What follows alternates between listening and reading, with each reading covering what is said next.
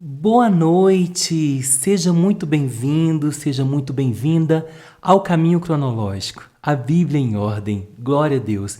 Eu sou o Paulo Santos e aqui nós não apenas lemos as Escrituras, nós percorremos a história de Deus com a humanidade na sequência em que os fatos aconteceram. Nosso objetivo é tirar as peças do quebra-cabeça e enxergar o plano perfeito do Criador, do início ao fim. Então, prepare sua Bíblia, sua mente e o seu coração, porque a nossa jornada de hoje começa agora. Hoje vamos ler Gênesis 41 e 42, e eu já confesso para vocês, são capítulos de tirar o fôlego. Hoje vemos a história de José, então juntos sairemos da prisão e vamos direto para o palácio. Depois para o reencontro emocionante de José com os seus irmãos. É a virada de chave, amém? Então, sem muitas delongas, vamos para a leitura de hoje. Gênesis capítulo 41. José explica os sonhos do rei. 2 anos se passaram. Um dia o rei do Egito sonhou que estava de pé na beira do rio Nilo. De repente, saíram do rio 7 vacas bonitas e gordas, que começaram a comer o capim da beira do rio. Logo em seguida, saíram do rio outras 7 vacas, feias e magras, que foram ficar perto das primeiras vacas, na beira do rio. E as vacas feias e magras engoliram as bonitas e gordas. Aí o rei acordou, mas tornou a dormir e teve outro sonho. Dessa vez, ele viu 7 espigas de trigo que saíam de um mesmo pé. Elas eram boas e cheias de grãos. Depois, saíram 7 espigas secas e queimadas pelo vento quente do deserto. E elas engoliram as 7 espigas, cheias e boas. O rei acordou. Tinha sido um sonho. De manhã, ele estava muito preocupado e, por isso, mandou chamar todos os adivinhos e todos os sábios do Egito.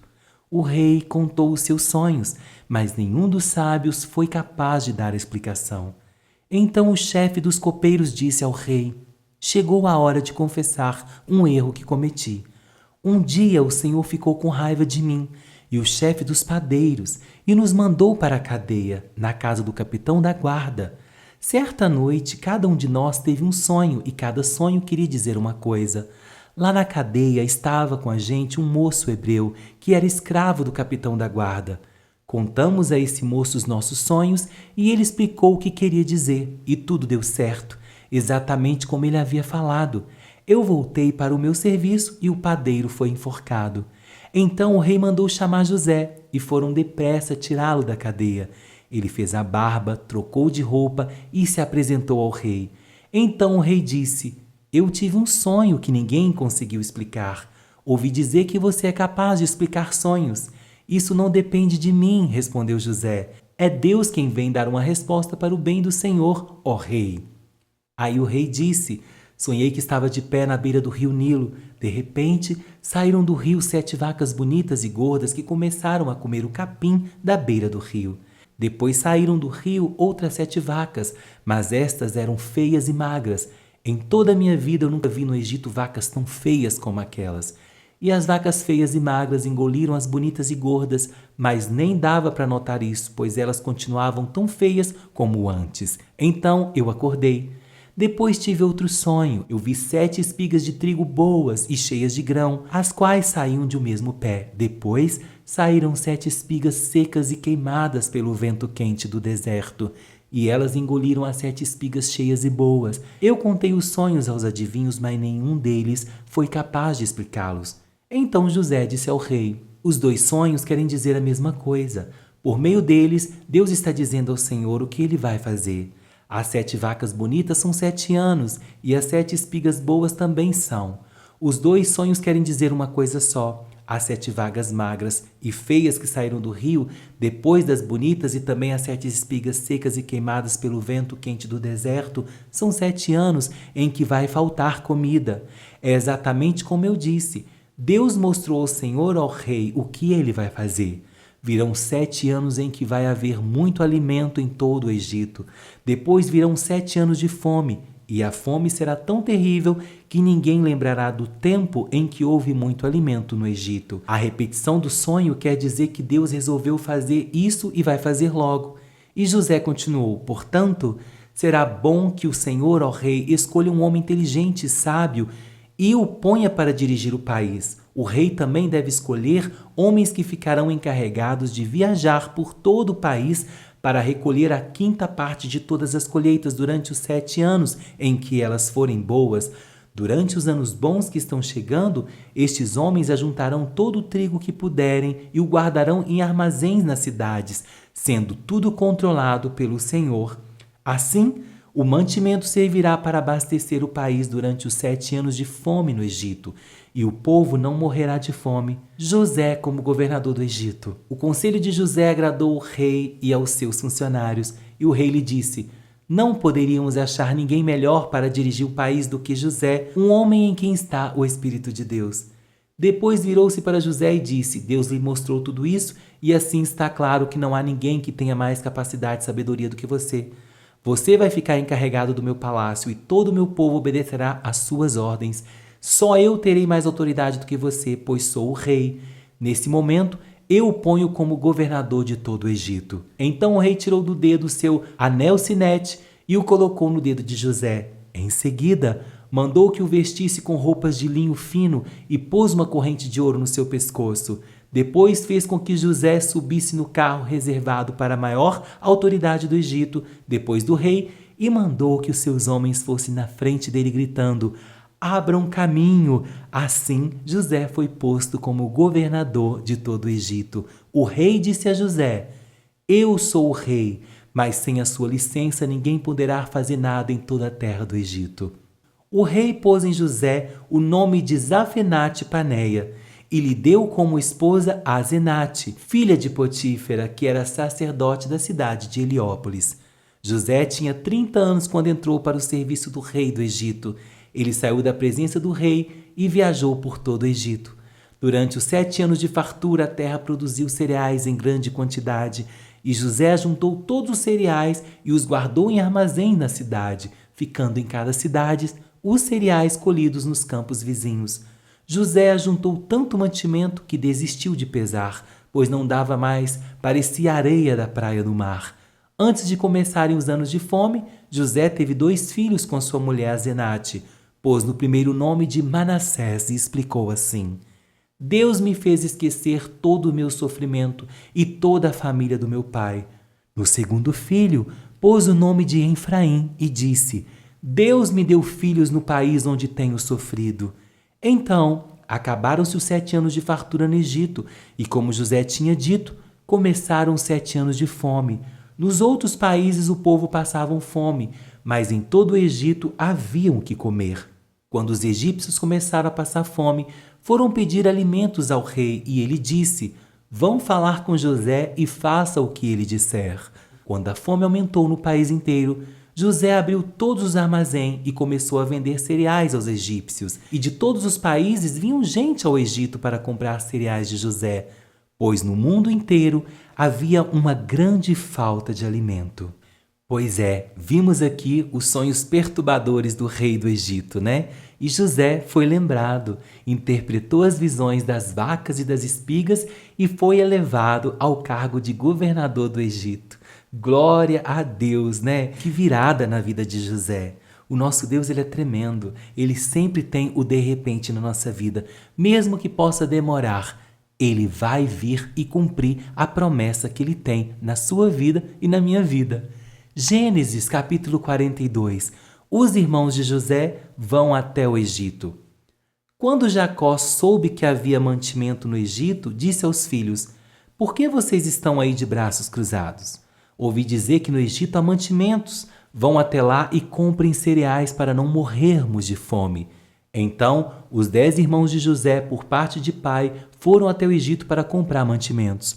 Mas Jacó não deixou que Benjamim, o irmão de José, por parte de pai e de mãe, fosse com eles. Ele tinha medo de que lhe acontecesse alguma desgraça.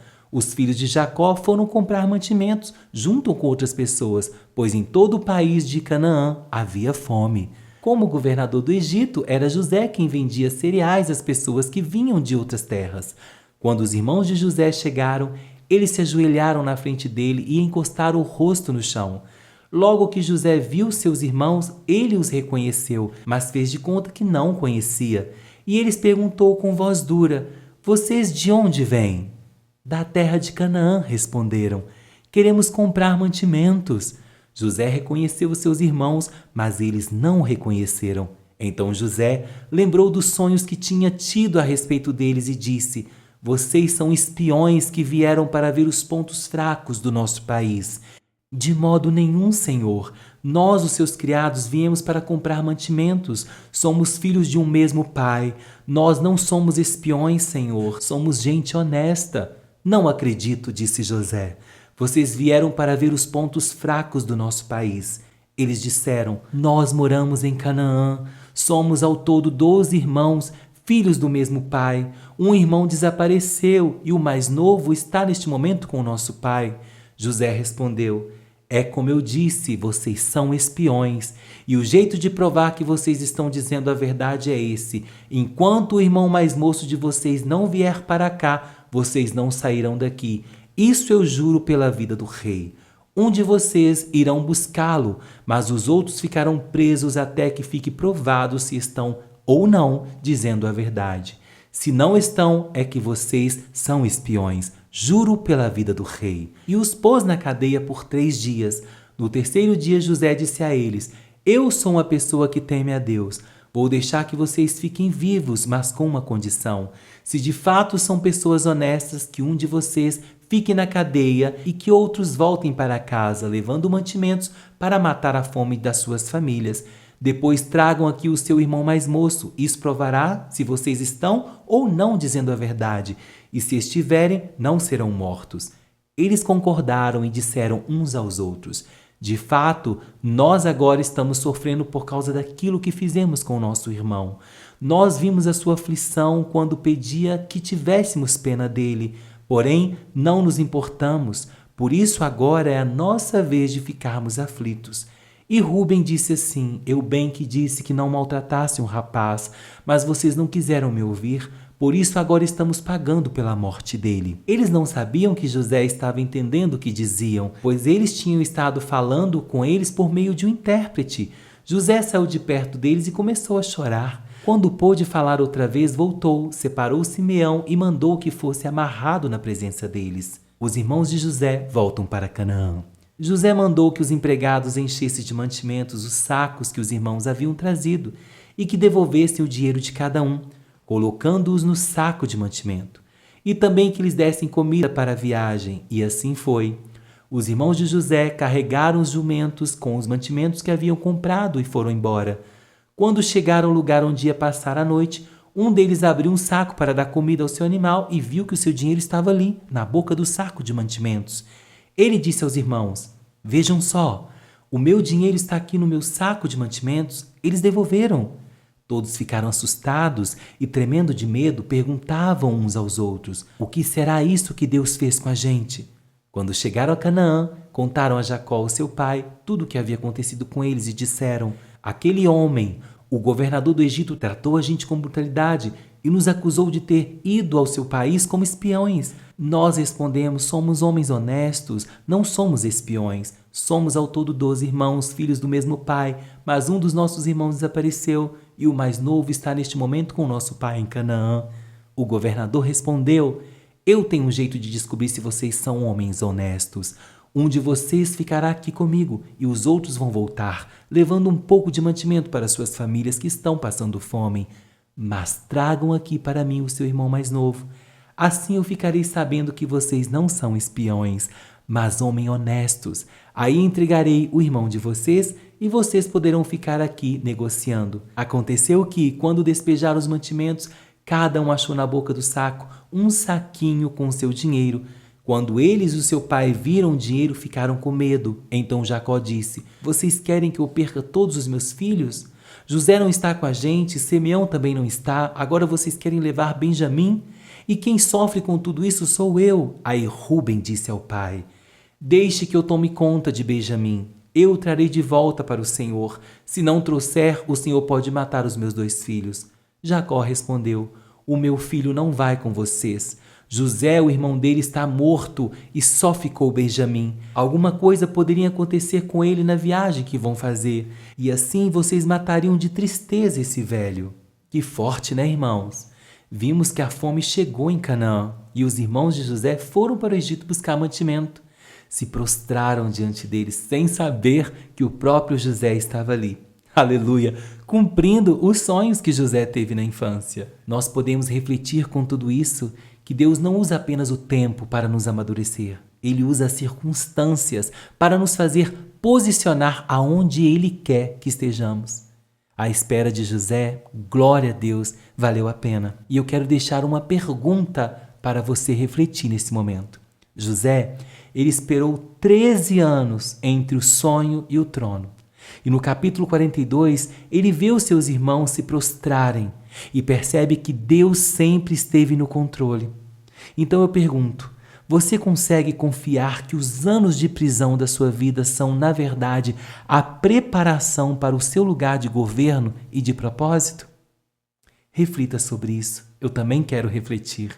Quero fazer uma oração final, então receba essa oração em nome de Jesus. Senhor, meu Deus e meu Pai, obrigado porque o Senhor é o Deus das viradas. Assim como o Senhor tirou José do cárcere no momento exato, nós cremos, Senhor, que o Senhor tem o tempo certo para cada promessa em nossas vidas. Peço para que o Senhor nos dê sabedoria para administrar o tempo de fartura e fé para suportar o tempo de escassez em nossas vidas, Pai. Que nós saibamos que seja no palácio ou na prisão, o Senhor continua sendo o mesmo, o Deus imutável. Eu te agradeço em nome de Jesus. Amém, meus irmãos, amém. E eu quero dizer muito obrigado por caminhar comigo hoje no nosso caminho cronológico da Bíblia. E se este episódio falou o seu coração, não esqueça de compartilhar com um amigo seu que também precisa ouvir a voz de Deus, amém? Eu te espero no próximo episódio, onde continuaremos desvendando a história maravilhosa da salvação, um passo de cada vez. Fique na paz do Senhor e até a próxima. Um grande beijo no seu coração.